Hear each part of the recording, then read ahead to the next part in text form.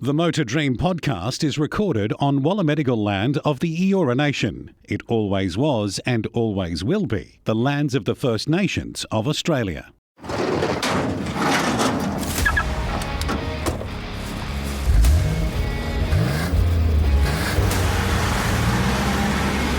This is the Motor Dream podcast. Hello, I'm Connor McNally and welcome to the Motor Dream podcast, a podcast that delves into the age-long question that every car nut often thinks about. What cars they would love to have in their own dream garage if they had the budget and bank balance to afford it. Each episode I get to chat to people within the motoring and motorsport world, be it a driver, rider, mechanic, team principal or within the media, with the occasional celebrity dropped in, and ask them how they got into cars or bikes and what their dream garage is. And the premise is quite simple. I tell my guests that one day they wake up and check their phones to discover that they receive a text to say they need to check their bank balance. They open the bank app up and they suddenly discover that their balance has gone to Elon Musk levels. They are instant billionaires.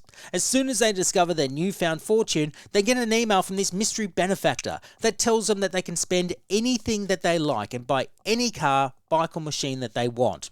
There is a catch though. They are only allowed 3 cars or bikes in their dream garage. Sounds easy in theory, but as my previous guests have already discovered, it's bloody hard. Now, I've been fortunate throughout my career to have met and worked with some really interesting and like-minded people who share the same passion for cars and motorsport, and we all share one common ground. We all started from the bottom and worked our way up through the ranks. My guest in this instance went about his trade in a very clever and cool manner. He grew up in a family that wasn't entirely into cars, but that wasn't going to deter him from pursuing a career in the media as a journalist. And the first port of call that he chose was one of the Bibles of Australian motor racing, Auto Action.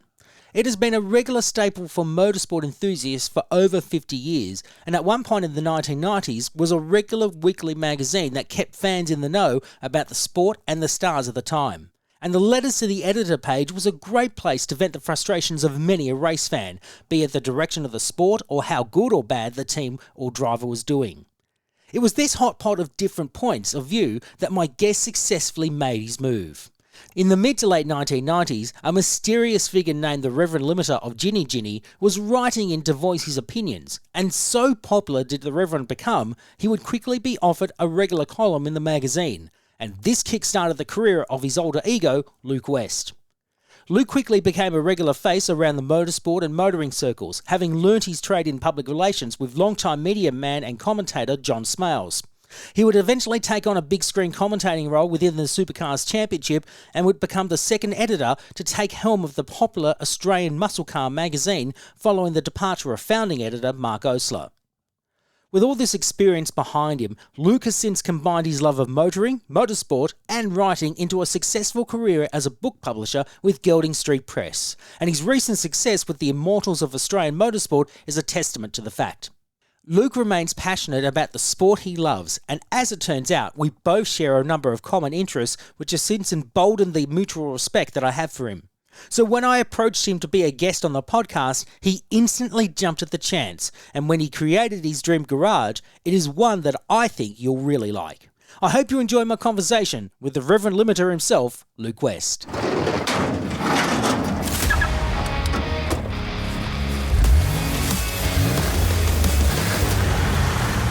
The Reverend Limiter of Ghinni, aka Luke West, welcome to the Motor Dream podcast. Hello, Connor. Thank you for having me. No worries at all. I had to introduce you as the Reverend Limiter because that was my first introduction of your work from a very long time ago. And the Reverend Limiter was basically a pseudonym of your work, your introduction, or people's introduction to your work in motorsport, because you've been passionate about motorsport probably like I have been for a very long time. And in your bio for your publisher that you work for, it says that you've turned that passion into a career. That's something that you're very proud of, I know. I am.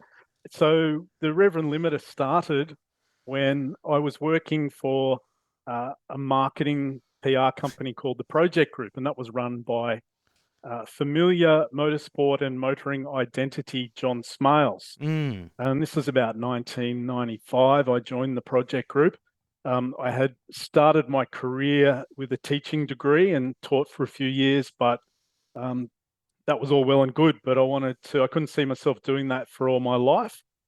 So I wanted to do something with cars. Found myself working for the project group, which had the accounts for Toyota on one side of the business and BHP on the other side of the business, automotive and industrial clients. And anyone who knows John Smiles knows that he's a very driven man, and he was a hard man to work for. He was fair. He taught me lots. I have a great relationship with him today, but he was a hard man to work for and a bit scary to work for. And at the time that I was working at the project group, I was working on the Toyota account, doing some motorsport involvement with Toyota and its rallying with Neil Bates. And we also had the account for the Bathurst 1000 to promote it through the ARDC, who was our client, and Channel 7 and the council. There was a group that came together to form an account. So I had a lot of things I wanted to get off my chest. I was an avid reader of Auto Action, and that was pre-internet days. And so you didn't have social media to vent. Exactly. Comment. Yes. How did you vent if you were Luke West? You wanted to write into the flat chat section of Auto Action magazine and have a bit of a whinge about what you'd seen in motorsport and the things you'd change. And I always had strong opinions. But because my work was involved to a small extent, or at least I worked for a company involved in motorsport, I didn't want to really put my name to it as Luke West, because I didn't want to get my butt kicked. I didn't want there to be any conflicts of interest, and I certainly didn't want to get my butt kicked from John Smiles. So I started to write under a pseudonym, because I thought, well, no one knows who Luke West is anyway. I'll see if I can, write under the Reverend limiter. And you always had to sign from where you came from. And that was, as you said in your introduction, Ghinni. Ghinni is a small town, a village really, a school and a bridge, and not much else near Taree that you drive through on the Pacific Highway. And my wife, Virginia, her nickname, if you like, or one of the names I call her is Ghinni, a short name of that. So I liked the connection that I drove past this place and there was a church. So there was a parish of Ghinni. It linked to my wife. I thought it's a weird kind of left field place and name. So that was the location. And the rev limiter, well, I was on the rev limiter when I wrote. I was, I remember very well. Yes, I was fired up. So, and it was motorsport, like was for you and so many other people, a religious experience to an extent. Exactly. Not a religious man. So it kind of all fitted together. And the crazy thing is, as a letter writer, I started to get a following. And I would write in and people would strongly agree or strongly disagree. And then the next week, they'd be going, that Reverend Limiter, he's an idiot, or I agree with the Reverend Limiter. And off the back of that, about 12 months of that sort of caper, Alan Edwards became editor of Auto Action. Myself and a mate approached him and said, hey, we should write a column. And to my great surprise, he said yes, prepared to pay me for it. Oh, Good wow. Lord. And that was the year 2000. And I wrote a weekly column. I had no real involvement. I wasn't working in motorsport or for the project group by the time I started doing the column. I was working in a corporate communications job for Clubs New South Wales and Registered Clubs Association. And so by then I was completely out of it, no involvement. I could write anything I wanted as long as I was prepared to take a stern phone call from the likes of Mark Scaife, or there was a few other drivers and team owners and identities at the time who were quick to show me the errors of my ways. So I wrote that for about 10 years, and I'm back writing. I had a 10-year break, and about 2 years ago I started writing a rev limiter column. So there was for Auto Action, so there was a definite link there, and that continues to this day, although it is my name attached to it these days, as opposed to a pseudonym and me remaining anonymous. I find that absolutely intriguing how you managed Bizarre. to. It's awesome, and it's good to know the backstory after all these years, because I think that was rather brave to go out and do a pseudonym while trying to remain, out of the spotlight, so to speak, and express your views. You got quite a number of superstars in the sport talking at the time, particularly when, as you said, there was no social media. And I want people younger than us to understand that Auto Action was a magazine. Like, it's a physical thing. You pick it up and you read magazine. it. Yep. And as you said, you got people talking. Did you find that an honour to get the bit of the rough from the likes of Scaife or Crompton or whoever else in the Supercars game? I absolutely loved it. Although there was one time when my first son, Christian, was born, and that for some people, when he was born and I said my boy's name is Christian, named by my wife, although I like the name too, but not for religious purposes. We just like the name. Everyone had a bit of a laugh that the Reverend Limited would call his son Christian. Anyway, I was at home one day a week, I worked from home, or I actually, if I remember correctly, I was doing the dad duties one day a week. And I was bathing my 3-week-old son. And anyone who's had kids and bath time, I think it was the first time I ever gave solo. Mrs. Limiter was very much in control. She was a natural. I was a bit of a dunce when it came to bathing. I had first opportunity to do it. I did it for the first time. I had my phone in my pocket. I had my son in the bath. The phone rang. I just whipped it out as you do and looked at it and went, oh my God, it's Mark Scaife. And for some reason, rather than just let it go through to the keeper, through to voicemail, I answered it. So as my son's splashing away in the bath and I'm washing him, stuff like that, I am just receiving a dressing down from Mark Scaife, as many people have done so over the years. The wallpaper in our bathroom was peeling off the wall because it could hear Mark Scaife just tearing strips off me. If it was a video call, he would be giving me the Mark Scaife death stare. And I could feel that coming down. But anyway, so I did get a buzz to answer your question from stirring things up, and I love to stir things up. And that position or that column led to V8X magazine asking me to do some stuff. It led to Auto Action asking me to do some feature stories. I started to get, a few years later, some commentary jobs at the racetrack. So I moved out of my corporate communications job and became a freelance motorsport writer and commentator and marketer and all the rest, because, genuine freelancer with bits and pieces going on. So that gave me a career. And it started with writing a column under a daggy old pseudonym to Auto Action magazine. And I still dabble in cars and the media today. That's incredible. That's a really, really cool story. But where did that love of cars first originate? Because obviously it's all culminated into what you've done over the years, but where did that love first begin for you? I did not grow up in a car family at all. I'm the black sheep of the family. My brothers and sisters always joke that, where did you get your love for cars? I don't know. I think it was just inbuilt.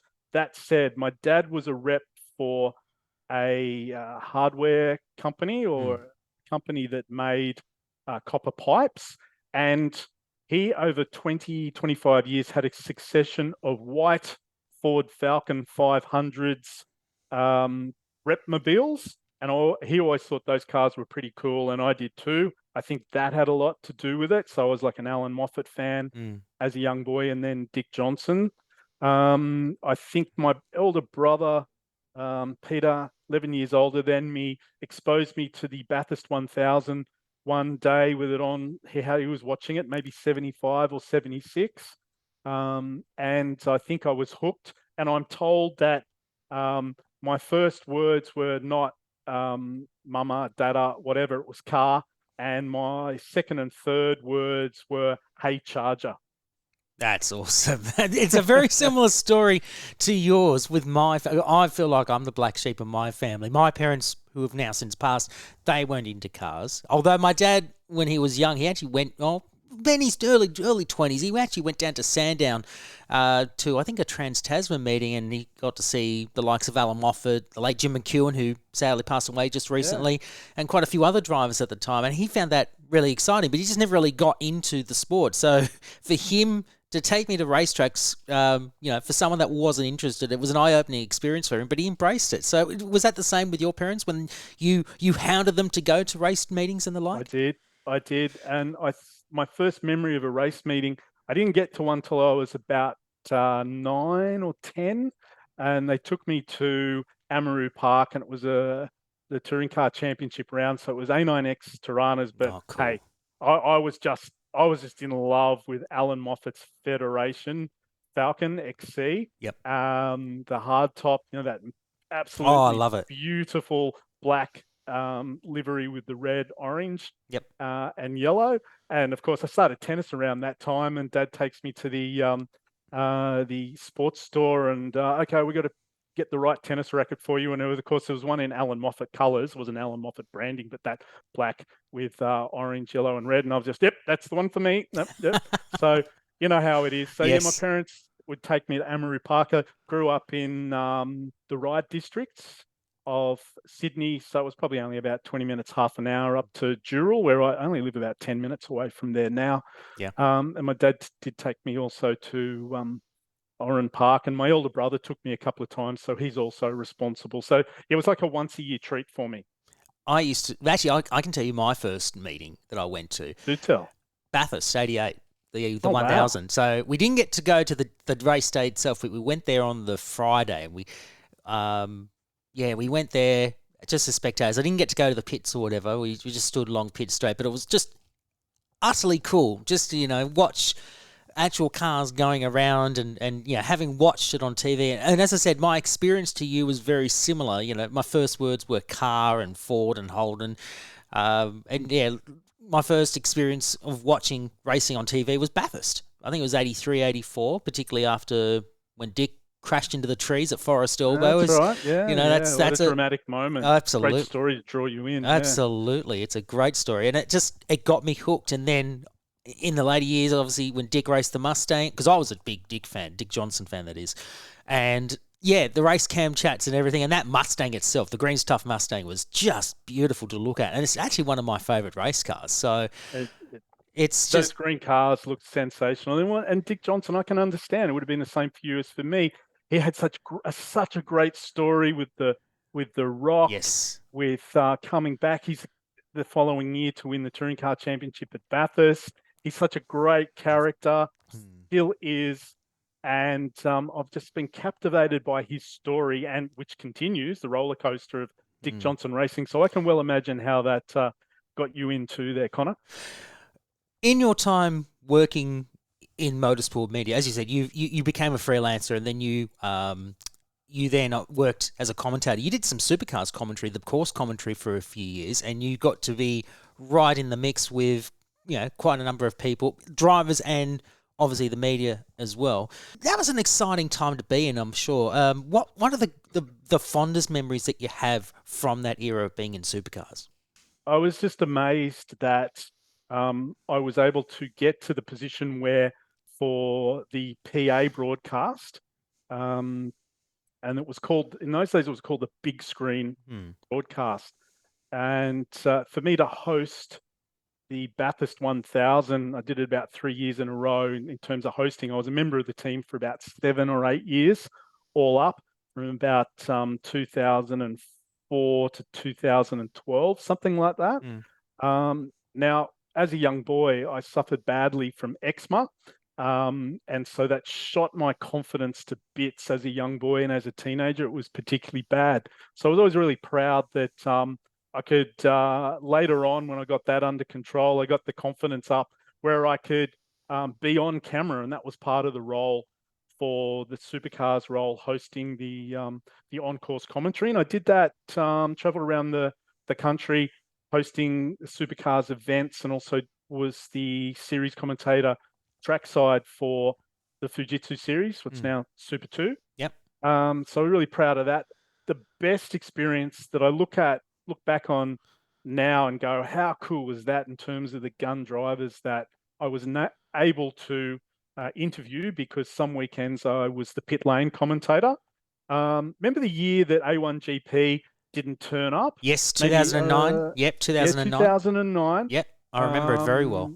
It might have actually, they found a replacement the following year. The replacement was to expand the supercar activity. And with the Queensland government money, they were able to import an overseas co-driver That's for right. each of the supercars teams. So here I was in pit lane in about 2010, 2011, because they did it 2 years in a row, interviewing the likes of Dario Franchitti, who would drive, I can't remember who he co-drove with now, Will Power, Helio Castroneves.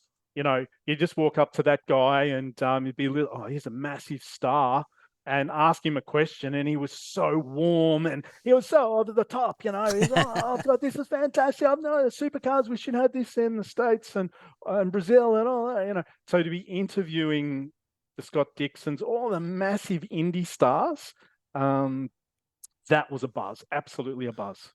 After your time in supercars, an opportunity came up for you to do Australian Muscle Car magazine, which is, it's a pretty big honour to be a part of, to write about the history of muscle cars in this country. It's a very different magazine to, say, Street Machine and that. And everyone thought when it first came out way back in late 2001, it was going to be in the same kind of mould, but it was very different, very unique for its time, and it still has, quite an imprint on the market.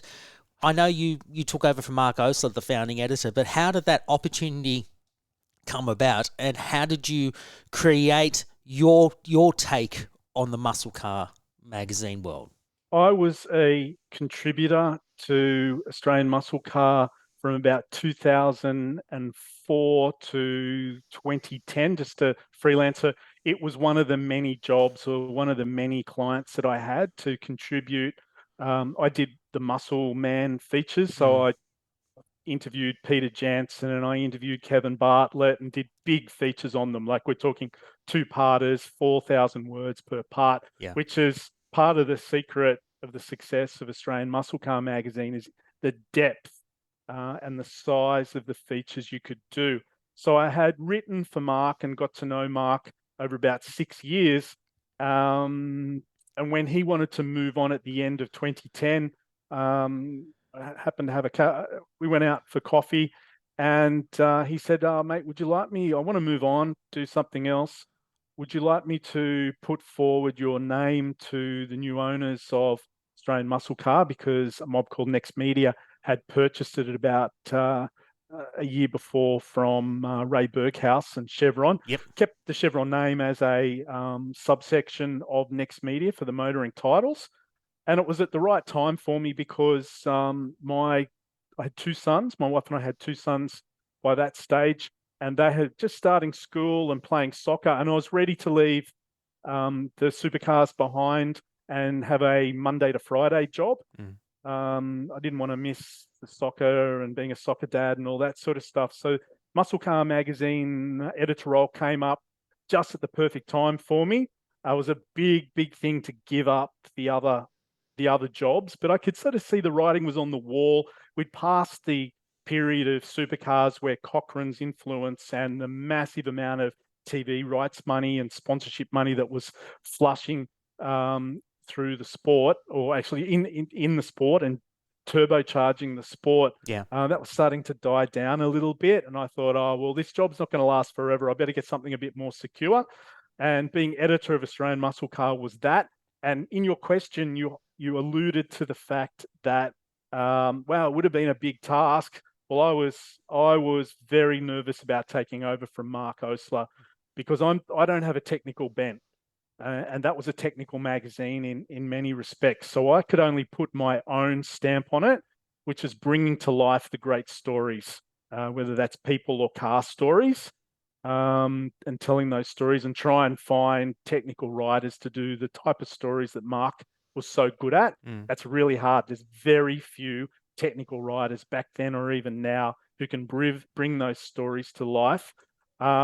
So I guess the first 10 years of Australian Muscle Car, it did a lot more road car features, but once you do a 40-page feature on a particular road-going muscle car, choose all your GDHOs and your various Holdens. What do? There's not, you can't, the audience didn't want that sort of stuff repeated. So you had to find the outside angles. And I would do some marketing stories around those models, and then, tell lots of really great stories about, Bathurst, and which was right in my wheelhouse. So I was there for 9 years basically, and it was never easy, but it was always a lot of fun, and felt a lot of job satisfaction. And of all the jobs I've ever done, I think, and particularly for writing, the audience or the readers of Australian Muscle Car kept you in line, kept you on your toes, because they demanded perfection, because that's what they got from Mark Osler and the other writers he had before my time. You and I have a common ground on many levels, particularly the Chevron link, and I'll tell a bit of a backstory, because because my first paid published work was with Chevron back in 2000. I started out freelancing, but it was for my local paper at the time. I'm from Bankstown, which is not far, and wrote for the local paper, got some experience doing that. Didn't get paid, of course, because it was a local paper, but eventually, I badgered Ray Berghaus, that is, and Steve Neumel, who you know as well, and they eventually relented and gave me an opportunity to write an article for Motor Racing Australia, and that's a magazine that I have a great fondness and connection to, because I felt that magazine was a continuation of sorts from Racing Car News, because Racing Car News died in 1992, but very sadly, but it's what it is. And then it started up in 93, so 30 years ago, and I just felt that connection with that magazine, and I had that association for 10 years with that magazine, and very, very fond memories of writing a lot of good stuff for that magazine. And actually, I remember I posted an idea to Steve about doing the Bathurst 12 Hours, do a story in the original 12 Hour when the current generation of the 12 Hour was started up again by James O'Brien. He loved the idea. I did a first draft and sent it to him. I was expecting him to say, I'll come back and fix this and this. He said, I'm going to run it straight away. So, it's just a really cool memory to have. And I know with you, you're not short on stories. You've always had an ability to, write some really good stuff. And you had a lot of good stories during your tenure in Muscle Car. Which of the stories that you've done stand out the most for you? Just to whip through them quickly, there early on, I got access. The Bathurst Regional Council gave me access to their files and their archives, particularly of the time when the then mayor was trying to convince the state and federal governments to fund the construction of a scenic drive around Bald Hills. And I was able to get the real story of how a very clever man, Martin Griffin, after which Griffin's Corner is called, came up with a cunning plan, Baldrick, to convince the pollies that they were funding an economic unemployment depression relief project when they were actually funding a racetrack. So that was a good one. The Great Ruse is what we called that one. There was one that was a fantastic one to put together. Your pure research and tell that story was wonderful. I remember that. I remember that story very well, and that was very well researched. It just opened your eyes. I mean, I knew quite a bit about the construction of the track as it was back then, but the backstory is just really cool. Thank you. The other one, which was very satisfying but very stressful at the time, was Aaron Noonan and I embarked on telling the real story, doing a proper bit of investigative journalism with some forensics involved to solve the mystery of which of the VK Commodores from Bathurst 1984 was the real one. We won't go into details here because this is a podcast in itself. And at the time, we just got savaged. We did that for the 30th anniversary of Bathurst 84, so 2014.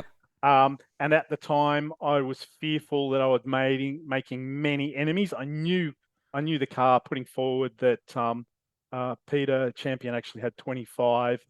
And the Bathurst Council really had the 05. It was pretty obvious to us. But in telling that story and proving that, we had to go against what Peter Brock swore to his dying day was the truth, which wasn't the truth, unfortunately. And our story was vindicated about a year or so ago when the Bowdens bought the car. bought the 25 car, and it was still wearing 05, and they were determined that they were going to put it back as to 25 to honour John Harvey. So we suddenly had 05 recognised as the actual car in the Bathurst Museum. The Bowden collection included 25. So the mystery was solved. And, they highlighted the work that Aaron and I had done in putting together that. And we used work research from the Birdie Street Brock Enthusiast website too. Yeah. So we couldn't claim all the credit, but that was very satisfying. I've got two more satisfying ones before we go to the next thing. I won't labour this, but I joined Australian Muscle Car for issue 54. I would have been happy to do 10. So hard was the job and more difficult than I thought. If I got through 10 in a year or two, I would have been really happy. So by the time I got the magazine with the rest of the staff, Chris Curry and Steve Normoyle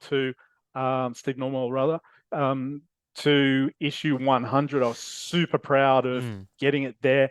And we came up with a great issue.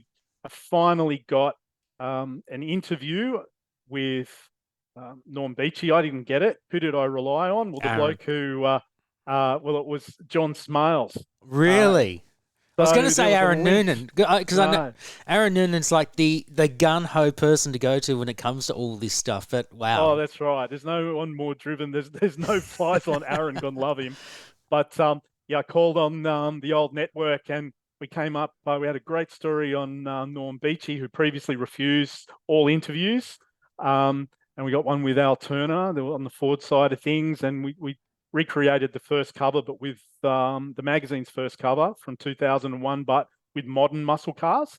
And then the next issue rammed home that there was life in the old dog yet, not meaning me, meaning the magazine, with a story on the Kingsley Hibbard Falcon GTHO that raced in improved production in 72. And that was like a car that it was a barn find. Another job that the Bowden's own, the Bowden family, who operate their collection, and the Bowden's own high quality car care products helped us with. So it was a really good issue 101 to go, hey, we're starting again from issue 101, and here's a ripper story. There's lots more coming, and the magazine lives on today with Steve as the editor. And he does a good job of it as well. I know that because he was the editor of Motor Racing Australia for many years, and I learnt a lot from him. So he deserves a lot of credit for, him continuing on the success of the magazine. What about the drivers? Because you obviously did the drivers as well back in that time, and we'll move on to in a minute to your current venture. But in terms of drivers, you mentioned a few of them before. Peter Jansen, I mean, that's a name from the past that everyone still talks about to this day. The lavish lifestyle that he had in Melbourne, and then he comes once a year to Bathurst and he does so well, and then you get all these other characters that sadly have gone by the wayside due to time, unfortunately. But there's some really cool names in there.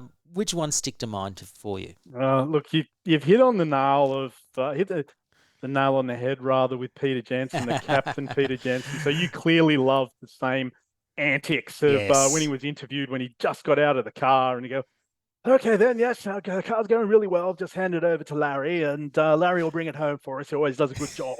And I'm going to go down and have a Schweppes lemonade now, and after the race, I'll have, because he had a different Scotch brand. Yep. Scotch was very important in his life, or whiskey was important in his life, and he promoted it so beautifully. He does. So I got the chance to go to his house in Melbourne, Bluestone house in the inner city. And I knock on the door, and the reception, he's up in his office, and he goes, "Oh, hello, Luke, leave your bags there at the front door. Spike will be down in a moment, and he'll show you the way up to my office." I'm going, okay, so who's Spike? Sure enough, the door opens 5 seconds later, and Spike is there. And he goes, "Oh, come this way, Luke. Peter's really excited about your visit." We go up about 3 flights of stairs. I'm passing all the photos that he has on the wall with the likes of the Princess of Wales, Diana, at the time, enjoying the company of the good captain during an equestrian event. And wow. and he's there with other members of the royal family, other members of society, and going, oh, wow. I get up to his desk, and it's like something out of a movie because he's got about 20 black and white monitors monitoring every room in the house, front and rear entrance. Spike's put the kettle on. Would you like a cup of tea, Luke? There he was with his pipe and his cerise smoking jacket, playing the part beautifully. I love it. And I got the best interview ever. That was the best thing I ever did in journalism, I reckon, Connor. That's incredible. That's a great story. And I am a bit of a fan of Captain Pierre Gustav Johnson, as one Peter Brock once said of him. He did so much about the sport because he helped create the Holden Dealer team as it was back then. I think he created the trademark for it from memory, from what I've read. I think that's right. Yeah, and he did so much. He obviously gave Larry Perkins a start in touring cars. When the odd couple. I know. You would think Larry would be the last person to get involved with someone like Jansen, but Larry is very savvy. Obviously, he knows the technical side of it. Yes. And he knew, okay, well, this guy, if I go and race with Jansen, his car's well funded and it's going to be good equipment and we can give the dealer team a run for their money. So they are great mates to this day. I believe that, every word of it. And the one thing I found very amusing, when they finished third on the podium in Bathurst 77 behind Moffat and Bond, I loved when he did his acceptance speech on the podium. He said, "I'll give you the donkey dick," which I found absolutely amusing. I mean, you wouldn't get away with it these days, but it was just so amusing. And he obviously referred to Larry, but Larry's no fool. We know that for a fact. You've moved on from Australian Muscle Cars to be a publisher nowadays. You've published quite a number of books since your time in muscle cars has passed on, and you've released some really interesting books. You've released a book about the Immortals of Australian Motorsport. You've talked about supercars as well, and they're books that, again, like your time when you did the Reverend Limiter, you got people talking. Like, tell us about the Immortals and the supercars books that you did, because they're books that have highly sought after. Thank you. So I was editor of Australian Muscle Car for 9 years and 53, 54, something like that, issues. And for the last 2 years, I was thinking, what am I going to do next? I felt that I'd gone down a career dead end. As much as I love my job and love telling those stories, there was only so many of those that you could do. I think it needs a new editor about every 8 or 9 years to keep it fresh. And I go, what am I going to do now with my life? I felt that writing about muscle cars for too much longer was going to make me unemployable and unattractive, to employers for the rest of my career. So I felt I had to move out.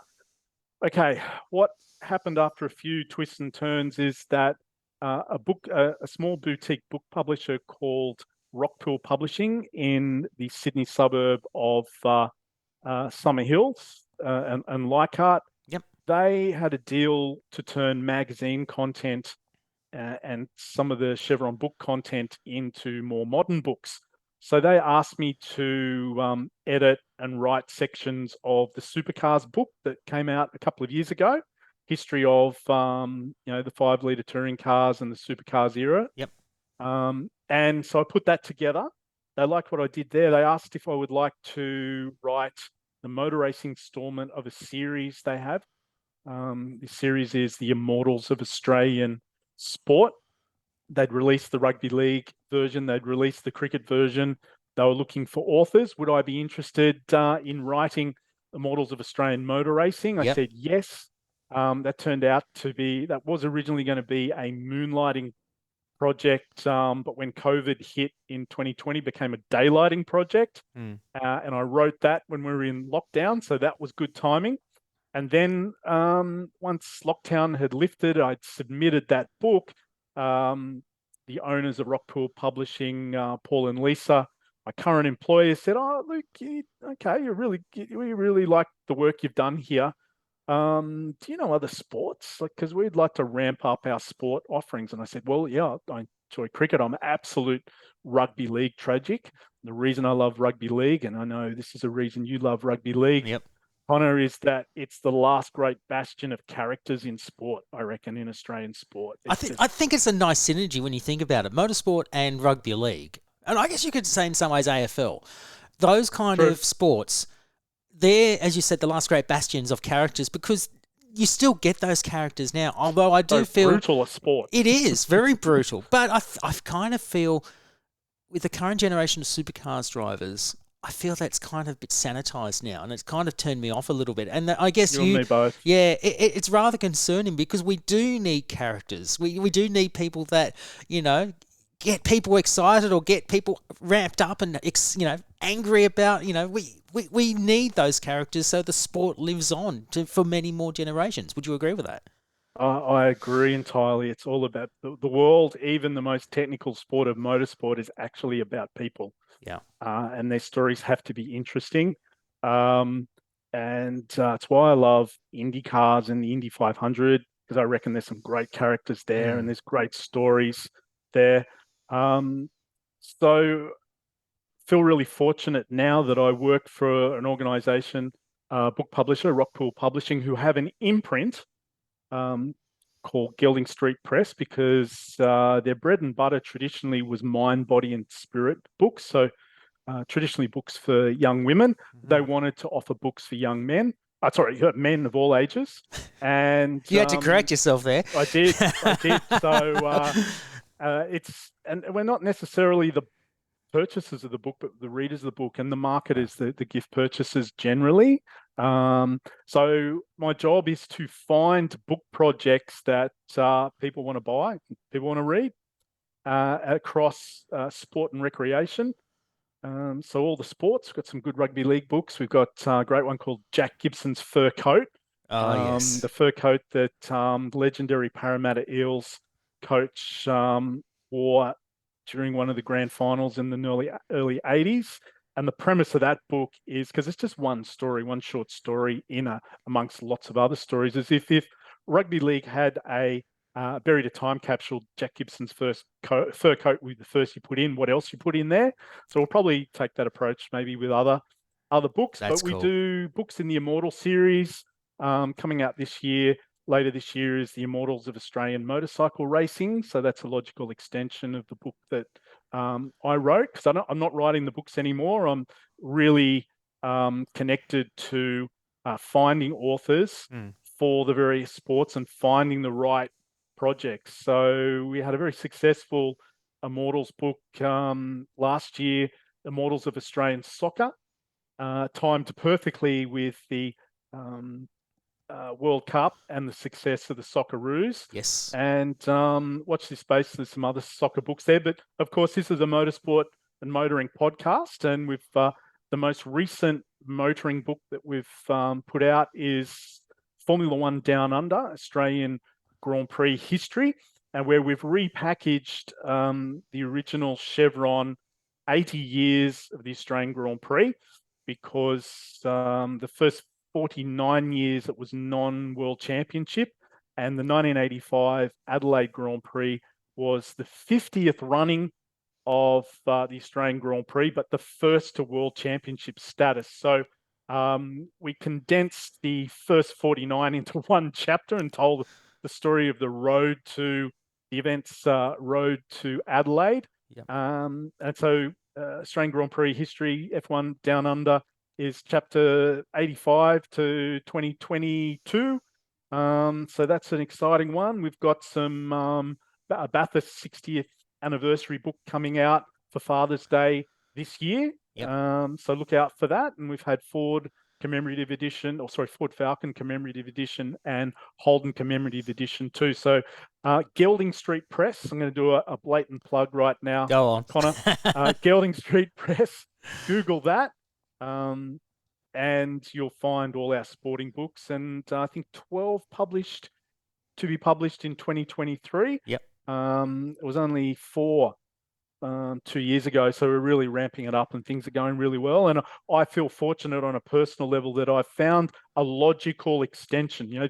Things work best, as you probably know, when they happen organically. Yes, you have to make things work in life one way or another, but for me to go from a letter writer to auto action to editing a motoring magazine and commentary, and then when I want to change tack again, find myself in book publishing, not only doing what I love, which is motor racing, but writing about or producing content and books, bringing them to life for all different sports and telling those great stories. I feel very fortunate that I have stumbled, and that's what I've done, into a great environment that's producing fantastic books enjoyed by many people.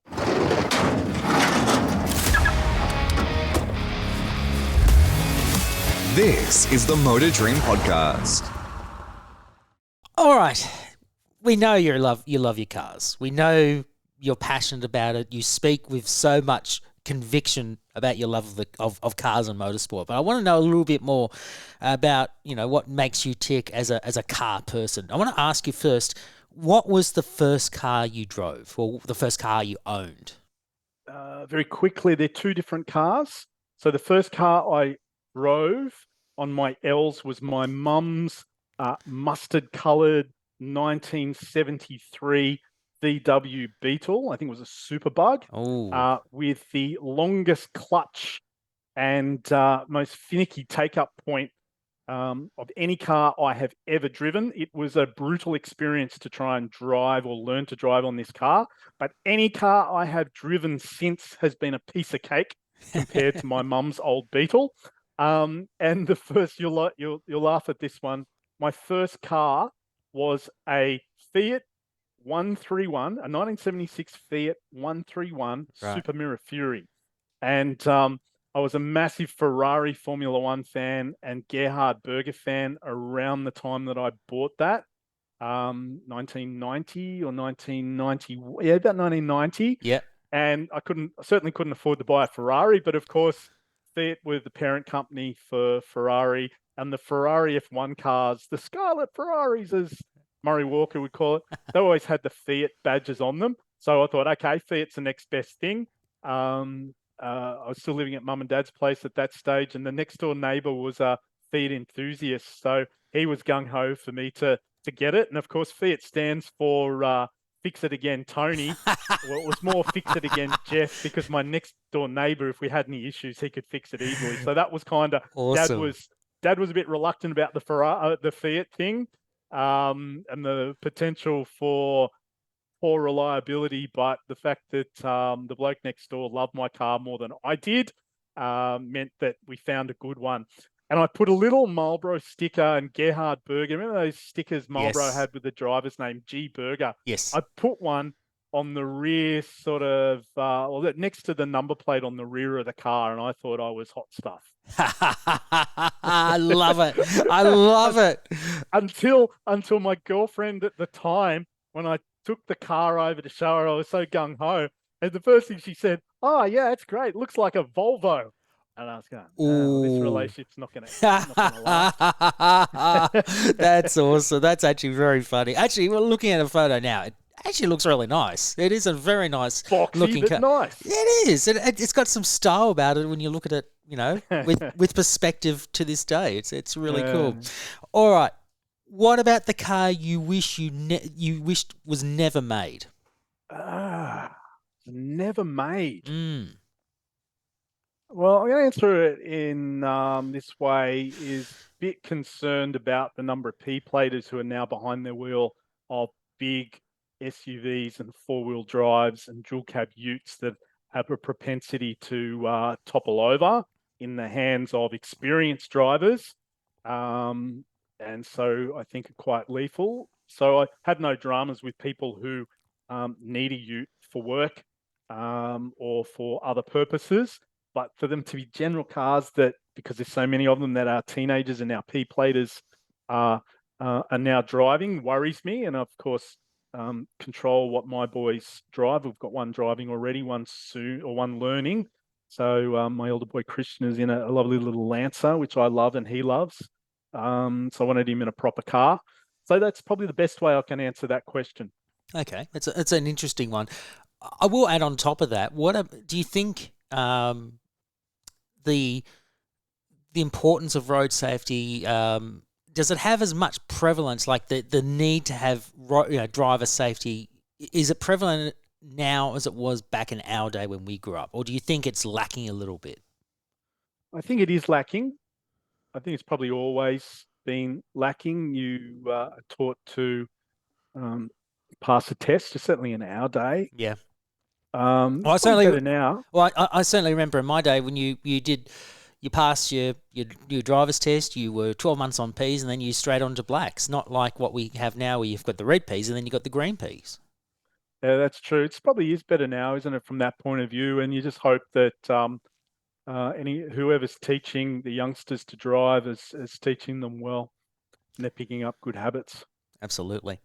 All right. What about the first road trip you remember going on? Where was it? Well, I dare say it would probably be a pilgrimage. Went with my mate Wilco. Drove my dad's 1981 Datsun Bluebird, the Blue Redbird, we used to call it, to Bathurst with Wilco for the 87 Great Race, the World Touring Car Championship race. That was a big adventure for a new driver, and I still can't believe Wilco's parents let him go with me. Why? Why? Were they nervous? New driver. It always rains. It was wet when we took off. Yeah. I'm sure they were very relieved when their boy came home. I bet. In one piece. What about your? I got him home in one piece. Oh, I'm glad you did. What about car fad pet peeves, like your stickers on the cars or the fluffy dice? Is there anything that really grinds your gears? Not really. I sort of think it's people's cars. They can do with it what they like as long as they're well maintained. The thing that pops to mind is, the stick figure family from years. Well, that's a great example, yes. About 10 years ago, they were funny because you had the serious family ones and then you had the ribald ones that started to, making my family and stuff like that. So I'm not a fan. I'm not answering your question very well. I'm not sure. I like car stickers, so that's good. People can do whatever they like to their cars, I reckon, Connor. I guess that's a fair answer. One final question. What is something that you wish more people knew about cars? I'm going to, again, take your question and sort of shift it a little bit sideways in highlighting that I fear that the younger generations now, they appreciate technology and their devices more than cars and the independence and the thrill of driving. And I can understand that from the point of view that there's far more cars on the road these days. Traffic is horrendous. People, just their habits and their aggression. I can understand young people not wanting to get their licenses. So it worries me, but it's a shame that young people these days don't prize cars. There's less car enthusiasts, less petrol heads among the younger generations. They still exist. I'm not saying it's going to die out completely, but I think life has changed over the last 20 years since the advent of the smart devices. So what's that? It's probably about 12 years ago or 15 years ago, the first iPhone popped up. I think that changed the world and changed the perspective of young people. I'll add another question on top of that. Do you sometimes wish younger drivers drove cars that we grew up to get a better perspective of how far we've come in terms of safety and comfort? Yeah, there's a different approach today, isn't there? In our generation, we would inherit a really old car or buy a really old car. And these days, I think we're just society so much more safety conscious. So you want your youngsters you want them in a newer car with the safety features. So you're giving your kids a better car, or you're helping them. I mean, in the case of my boys, they've saved up their own money, and their mother and I have just tipped a bit of cash in to help them with the running costs the first year, or just to get that slightly better car, so they're in a safer car. In our day, when we got our license, we were in really old cars and we didn't know that they were any unsafer. So I guess it was probably early in the noughties that cars were fitted with lots of safety systems, so we want them in those cars. So I think the world has changed. That's an obvious question, an obvious statement. It's changed in so many ways, and one of those is we're driving more modern cars with modern safety features, and that's all a good thing. Don't think I'm suggesting otherwise. No. but they don't have as much character as the cars. I remember rocking up to uni and there's people in Datsun 180Bs and 120Ys and old Falcons, and my granddad, he stopped driving now, so I've got his old Kingswood and stuff like that. That doesn't happen anymore. Yeah, it is a bit of a shame. It is. All right, Luke West, we get to the crux of the podcast now. One day you wake up and you check your phone and you get a text and it says, please check your bank balance. And you think, oh, come on, this is a joke or something. This is a scam. But curiosity gets the better of you. You check your bank app on your phone and you suddenly discover that your bank balance has skyrocketed to infinity. You've got an Elon Musk type of budget. You've become an instant billionaire, so you can do whatever you like. And you then get an email and it says from this mystery benefactor, you can do whatever you like with the money. You can buy any car, bike or machine that you would love to have. But the caveat is you're only allowed to have 3 cars, bikes or machines in your dream garage. So with that in mind, Luke West, what is the first car, bike or machine that you would love to have in your dream garage? Okay, so the Nigerians have made a mistake with the account and someone's deposited this mega amount, okay? Yes. And I've got 3 wishes, so it's a Nigerian genie who's granted me 3 wishes. All right, so I do have 3 cars in mind. Do you want me to start with the most exotic or the least exotic? Go with the least exotic. Okay. When you are the ex-editor of Australian Muscle Car magazine and you are a Bathurst tragic, like Yes. we both are. We both are, yes. One of the things that came to my attention during my time at AMC is that you would do a lot of stories on the ex-Bathurst cars. And I worked out that the earliest known survivor from the 1960s, and when it was a series production race, and it was the Armstrong 500, a 500 miler as opposed to 1,000 kilometers, was a 1964 Studebaker. That's be a cool car to own in itself. But then I went, you know what would be really cool would be to own a car from the first great race, the 1963 Armstrong 500. Because I put the call out in the magazine several times. I was determined and still am to find the earliest survivor, a survivor from that race. And I would love to put that survivor in my garage so I could say I own the oldest, the original Bathurst Great Race mobile. Now, I don't care. Yes, there was a Studebaker in that first race, and I think it was a V8. Pretty sure it was a V8. Yep. That'd be really cool because that links to the modern era and the glory days of the 70s and 80s and all that sort of thing, where mostly V8s won. But I would be quite happy if that was just one of the minis or a VW Beetle. Don't care what it is.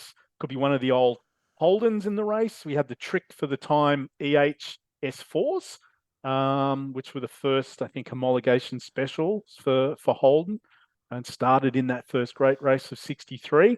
But you also had an old FB 1960, the oldest car in the field. And we did a story on that. I'd love to find that car because it was pink and grey, run by a couple of young blokes. What a colour to have at the time. And you know its nickname? It was the Galah. I love it. I absolutely love it. It fits it nicely, actually. It really fits it nicely. Just looking at the Studebaker Lark from 64, because it was the Australian versions were complete knockdown kits. So they were built by Australian Motor Industries in New South Wales. I think it was in Victoria, actually. It was Victoria, and AMI became Toyota. That's how that lineage. They were the importers of Toyota. That's correct. Yes, yep. and they're now Toyota Australia. So that's the link to Toyota in this country. Yep. Goes back to those days. And the cars from the United States came in complete knockdown form and then built up for local production. And there were 2 Studebakers, I should say, that raced in the early years of the Grey Race. One, I think, from New South Wales and one from Victoria, which was the Victorian Police Department. That's it. Yeah, Warren Weldon and I think Alan Mottram, I think his name was. So that's right. They entered that car every year and led probably for the first 5-10 laps, but they had drum brakes on the cars and they just ran out of brakes within laps. They were a big, heavy car, but they made their presence known in the early laps because they had so much power. I think how good would it be to find one from 63? Yes. Because you got that link, and hey, we run American cars or American models these days. Yes. So that'd be appropriate one. So yeah, that or the Galar, or even a Humber Snipe or something like that. I reckon that would be a fantastic thing to put in the garage and do demo laps. And get good tickets. I reckon. Find yourself in the good Supercars corporate box when they ask you to come up to Bathurst each year and do a 7-minute lap in your Humber Snipe. I actually had an old girlfriend of mine from about 20 years ago. Her dad owned a couple of Humbers. He was a massive Humber tragic. They exist? Somehow they do, yes. There are collectors out there that do have Humbers in their collection. They're, not my kind of car, but, people have their vices, I guess. But there you go. All right. Actually, I'll tell you one thing from Bathurst in those early years. I'll mention it. When I was working on Speed Week at the time, back in 2016, and Shannon's had their auction houses right opposite our offices.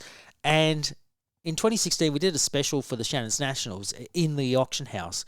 And in that auction house, going up for auction, was a genuine 1965 Ford Cortina GT500 with the twin fillers in the back, the original fillers sealed up, the original Ford homologation special to take on the might of everyone else in the field. It was the gun car at the time, and of course Harry Firth, the late Harry Firth, created that car. It was beautiful. I think it was in British green as well, and I don't think it raced at Bathurst, but it was one of those examples that was made to meet the homologations at the time. Yeah, I think I can't remember if it was 100 or 200 was the number of units that need to be produced to be eligible. That's right. At that point.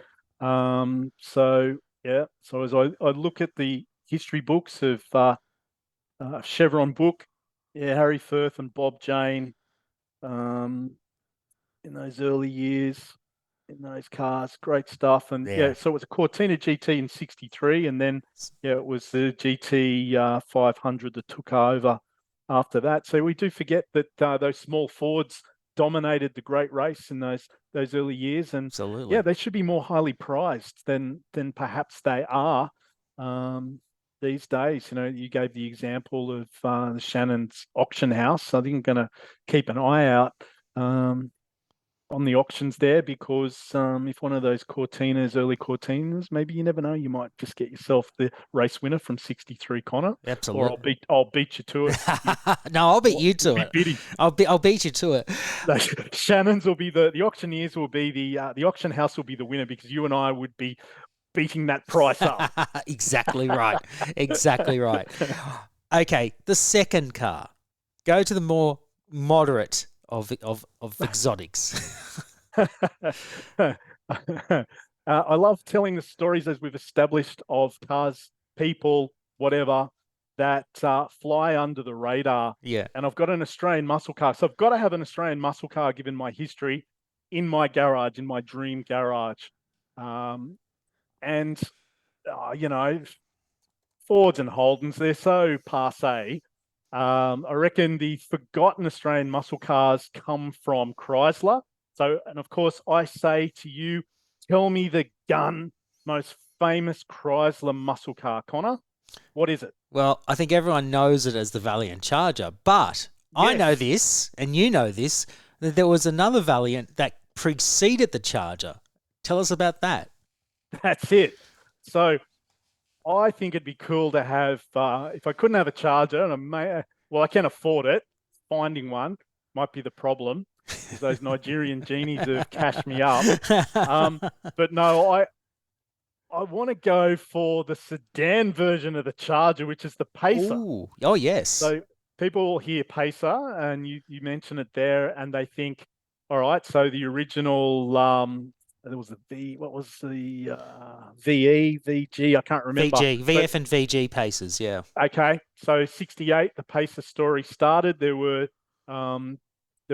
two models before the VH came out. I'm talking about a VH Chrysler Valiant Pacer. These were launched mid-year as I understand it, 1971. So this was before the Charger came out later in the year, a few months later. Yep. And incredibly, at the time that Chrysler Australia Limited launched the VH model, so you had the cooking models, just the regular Valiants and all sorts of things. They did release the Pacer, and it looked fantastic with its blackouts on its bonnet. It had a spear graphic GT stripe that went halfway up the length of the car from the rear. Yep. But most significantly on this, what I will call a Charger sedan, the VH Pacer, it had something of a Bumblebee blackout sticker. I don't know if it was a sticker or it was probably painted. I'm not quite off the top of my head. I'm not sure, but it was the rearmost 6 inches of the boot lid that had this black band around. So it looked fantastic. And I would love to own the often overlooked VH Valiant Pacer. That is just outstanding. I mean, I remember the VF and the VG Pacers, but the VH, and now I look at that, and you can certainly see the resemblance of the Charger in there, and obviously it was based off the Pacer, but wow, I just look at that, and even the rear end of that, the boot, it just looks so beautiful. It looks like a Charger. Does. Front on, rear on, you're going, what on earth is that? That It's is huge. It's a massive piece of metal there. Oh, it just looks amazing. And of course, the Hemi 6, and I think it was a 3-speed gearbox that they ran at the time. I don't think they had the That's right. 4-speed I think until you're right there. 72. Just a beautiful car. Just a shame that Chrysler just were very unlucky not to win the great race. They should have won Bathurst. They should have, in the Supercars scare. But so my dream car, to give the specs on it, 1971 VH Pacer. It's got the 265 cubic inch Hemi straight 6 engine. Yep. 4.3 liters. So they were a quick car. They were a good car. There was never like a real hot model homologation special, even though they looked like a full-on muscle car. Like there was with the E38 Charger and then the E49. Although I do remember, and I did consult the magazine we produced on the time when we did a yarn on these, there were 4 very special VH Pacers produced that had the triple Weber 6-pack engines. There was an E37, an E38, an E48, and somewhere out there is one, if it still survives, E49 VH Pacer. So it is Charger spec. That would be really cool if we can actually find that. Can you imagine how much it would be in terms of value? I think it'd be almost in the same stratosphere as, say, a GDHO Falcon or something like that. Yeah. I think it's that rare. That's it. People going, what on earth is that? So there were 1,700 odd VH Pacers produced, I think, in 1971, 1972, and maybe into 1973 before the Pacer was discontinued. And it didn't get much attention upon launch, and it got less attention once the Charger was launched before Bathurst in 1971, and it really has flown under the radar ever since. That is so cool. I think I've fallen in love with that car already. Just looking at that, like, you can tell the front is very much a Charger, but the rear is so different, and you go, actually, that looks really nice. It looks really Pacer, family racer. Yes, exactly right. All right, final dream machine in your garage. What is it? And what's the reason for choosing it? Undoubtedly, it is the McLaren F1 from the mid-90s. Massive McLaren fan, Senna, Prost fan. Lost so much sleep in the 80s and 90s watching those cars win. It did something to me once when Gordon Murray brought out his McLaren supercar, that the fact it was a 3-seater with the central driving position and slightly forward of the 2 passengers, yes, like the side of them. Oh man, I want one so badly. And Oh, thank you so much for granting me the third wish, and I can go out and I can purchase one of these. There's not too many out there. I can't remember off the top of my head, but I'm not sure if it's single figures, but it's certainly not much into triple figures in terms of how many were produced. And it's the lines of it, its performance, the fact it's got that motorsport connection mm, through the brand and yes. otherwise. Yes. I want one so badly. It is just. I remember when that car was released, and it was released at the same time the Jaguar XJ220 came out, and there was that big supercar war between Jaguar and McLaren at the time, and of course, Jaguar were in the corner with Tom Walkinshaw with TWR, and then of course, McLaren went the way of BMW. They sourced a BMW V12 as it was at the time, which was really, really cool. And it became the fastest production car in the world. 240.1 miles per hour, which equates to about 386.4 kilometers an hour. And that was in 1993. Actually, no, 1998. The Jaguar record was in 1993. But that's insane numbers. I mean, you look at what the Bugatti Veyron does now, and I mean, that's the fastest car in the world. But the McLaren at the time, you look at it and you just go, oh, just so beautiful. And it is. Like, it's got the 6.1 litre BMW S702 V12 in it, and it produced 461 kilowatts of power. That's 618 brake horsepower for a six-speed semi-automatic gearbox. And it wasn't like the paddle was on the wheel. You actually had to physically change gears in that car, although I think in later models they did have paddle shifts. So, oh, yeah. And unfortunately, you can't drive them in Australia because they're not eligible. But, geez, it would be nice to drive around and get yourself noticed.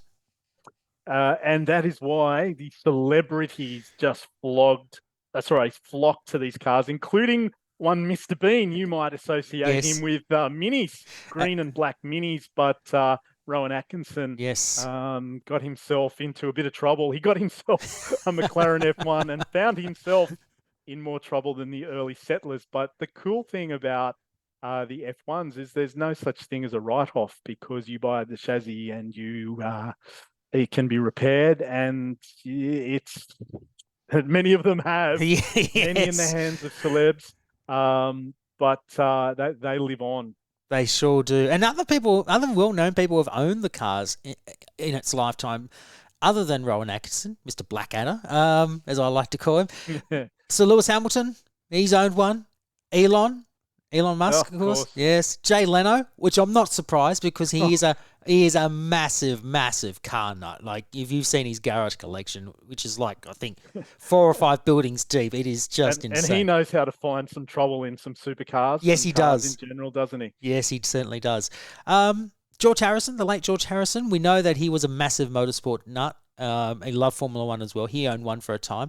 Nick Mason, Ralph Lauren, and even the Sultan of Brunei. So, there's some really well-known names that have owned a McLaren F1 over the years. And also, it also won the Le Mans 24-hour in 1995, because the rules had changed at that time from what we saw, the Group C, world sports car type prototypes, to what, I guess a newer era of car, the more production based, and it actually went on to win, and I think it was factory supported from BMW. Yeah, won the race, and it was a great success for that car at the time. It really put it into legendary status. It did. There's a good story around that, and you're right. It was a bit of a changing era for the Le Mans regulations, and they did have a class which was called WSC, which was like World Sports Cars, and I think it was largely based on what was happening in America at the time with IMSA. Yep. And there was a bit of a grab bag, and there was they were the outright class. There was also something of a prototype class, open top prototype class. I don't remember off the top of my head what that was called. Then there was GT1 and GT2, and I guess GT2 would be around the spec of a GT3 car today. Mm-hmm. The McLaren was in the GT1 class. It was one of the fastest qualifiers, although it only qualified. The winning McLaren only qualified in 9th position. Was driven by Yannick Dalmas, so a driver with Formula One history. He's another one was JJ Leto, the Finnish driver. So a Frenchman, a Finn, and there was a Japanese driver too. I wrote this down because I took this podcast very seriously, Connor, and I wanted to make sure that I had all the right information. And Sakia was his last name. Masanori Sakia. That's him. Yep. That's him. And they were well down the field. It was one of the wettest. Early in the running, they were well down the field. It was one of the wettest runnings of the Le Mans 24-hour race. So it did negate the power advantage of the faster cars, the WSC cars, as they were called that year. But where JJ Leto in particular was the star of the race through the night and dragged that car up through the field doing lap times faster than anyone else at 3 o'clock in the morning in the pouring rain. That's the stuff of legends, where someone just drags an entry from, borderline competitiveness at the front end to immortal status. I love the fact that a class car beat the outright class, and it was a McLaren that did it. It was the first Le Mans for McLaren. They won on debut. So there's some really cool aspects of that win, which of course only enhanced the F1's status, the road car. And of course it was the F1 GTR was the name of the race car. And of course, when you have race winning pedigree like that, it only increases my desire to put it in my garage. Absolutely. It's a really cool machine. I still love it to this very day, and it's a really nice way to bookend, what a dream garage should be about. 3 very different cars, which are completely different from anything else for so many different reasons. And I think the McLaren's is a nice way to say, yep, that's my exotic, that's my rarity, and that is, my muscle car. A cool list there, Luke. Cool list.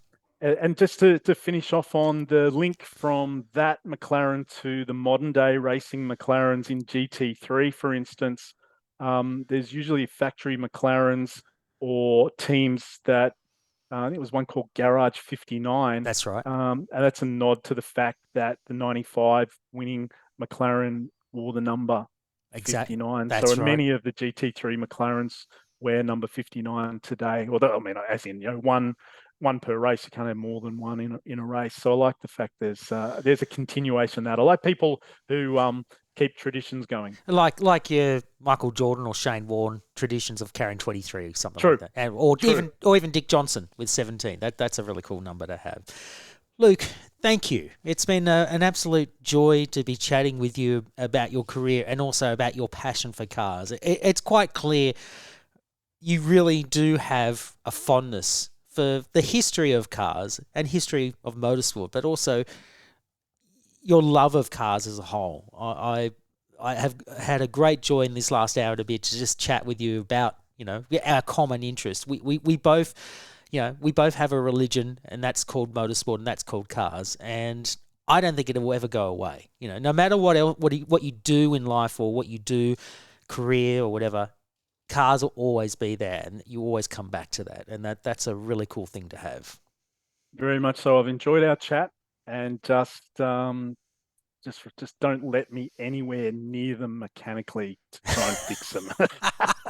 I'm just as hopeless as you are as well.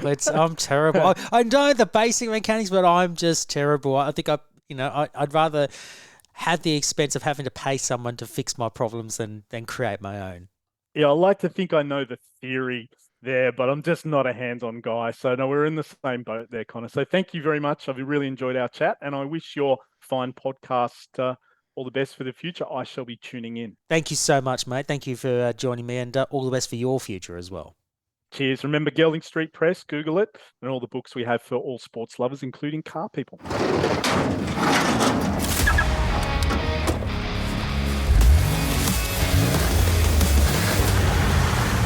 Well, there you go. I told you it was an enjoyable chat, and Luke fully embraced the Dream Garage concept with as much passion as he has done throughout his career. You can purchase Luke's book, The Immortals of Australian Motorsport, from all good retailers or via the Gelding Street Press website, which is where you can also buy his newly released book, Bathurst, 60 Years of the Great Race. We've put up links in the show notes on the Motor Dream podcast website. And speaking of the website, why not head to it now at themotordream.com.au, where you can find all previous episodes, show notes, information on all my guests, and links to all the socials.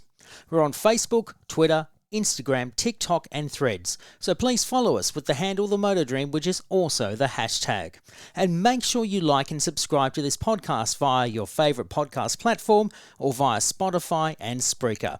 Oh, and please leave some feedback if you love this show. It is always appreciated.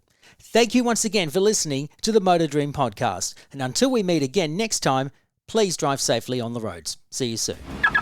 Thanks for listening to the Motor Dream podcast. This series is proudly produced by Beast Productions.